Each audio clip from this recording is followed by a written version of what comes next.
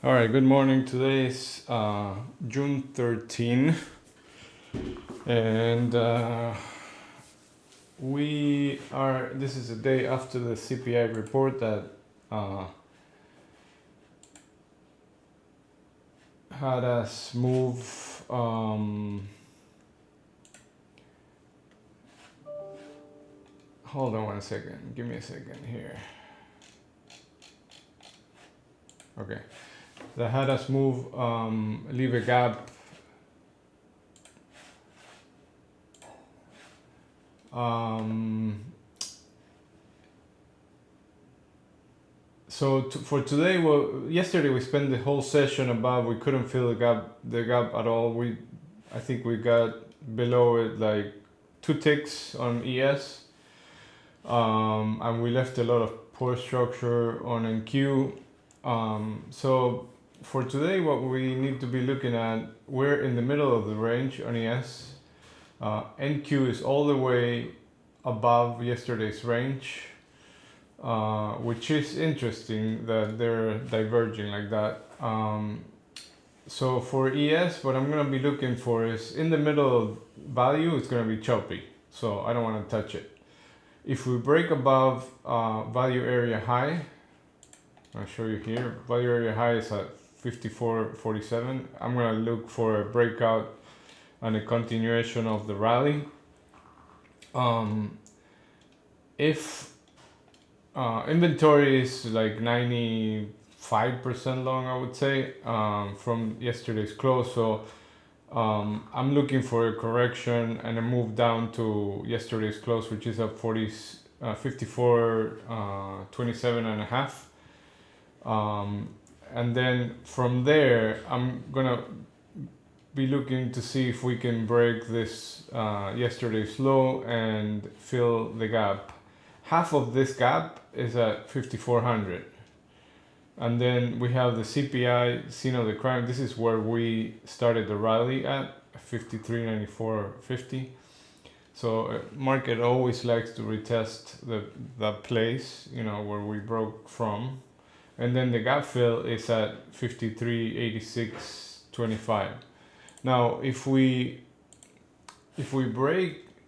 get inside the previous weeks, we have this whole area where we've been balancing for 1, 2, 3, 4, 5, like 6, like a whole week.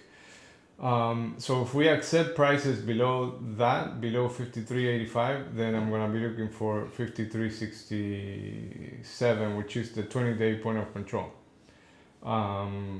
So that would be a nice trade if it sets up, but the problem is that it could grind through this area, and it might not be a clean short because of how much shorts are probably trapped in this area. But if it sets up, it'd probably be a nice trade. With NQ, it's a little different because if it's able to get inside the range, then the setup, the trade would be value area high to value area low, and then see how they're moving together and see if we get that set up, and then close that gap. That's a big move from 640 to, it's like a 400 point move, right? So I don't know if we're gonna get there today, but this is looking very bullish. 20,000 is around the corner, so we might just continue to rally in this market. So we'll see.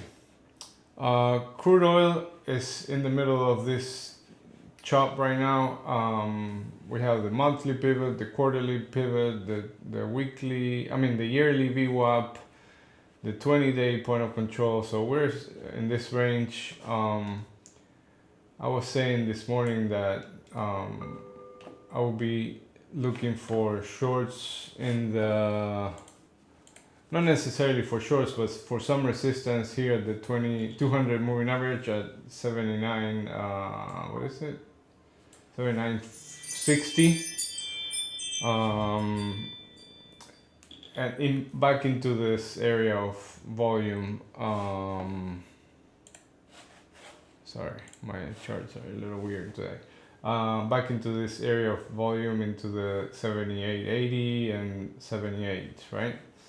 We're still filling this area with volume. It's a little bit of a low volume area, so we're trading back and forth right now and filling it up. But if we move below, I would be looking for longs in this area, 77.20 to 76.60. Longs back into 78. And then last but not least, gold had a nice sell-off. We've had a nice rally and then a sell-off. So now it's putting some volume here and in this area, the 23.30 area. So if we are able to get above 23.40, then 23.45 is still an important level to watch. And then if we're able to get back to 23.55, then I will be looking for another move up above all these moving averages and an attempt to retest the 23.80s that we were previously trading at. Okay, I think that's about it. We have some reports this morning. PPI today. We have the 4-week bill auction at 11:30, and then we have some Fed speaking at noon, and the 30-year bond auction at 1 p.m. And then tomorrow we have University of Michigan sentiment and some more Fed speaking in the afternoon. And that's about it. And so the other thing to watch out for is that it's rollover week. Indices rollover. In some platforms, you're likely to start seeing it today.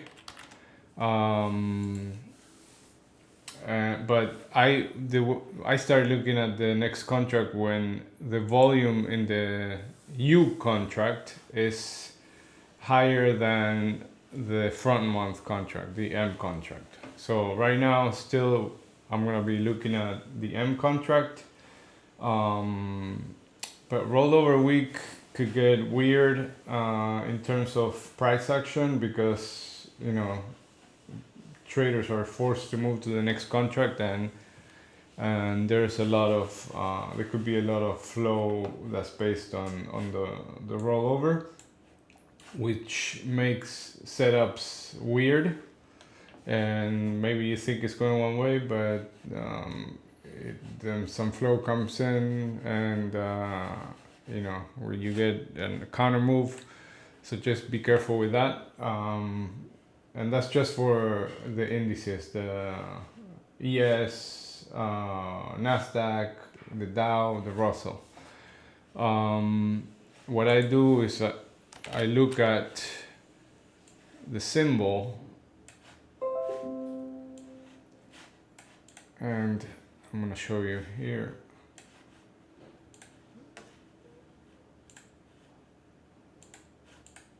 When the volume is more in this more in this contract, in the U contract, than the M contract, that's when I roll over on my charts. So keep an eye on that. Now you see that there's already 80,000 contracts traded on the U contract, and look, and the U contract is at 55.05. So there's what is that, a 65 point difference.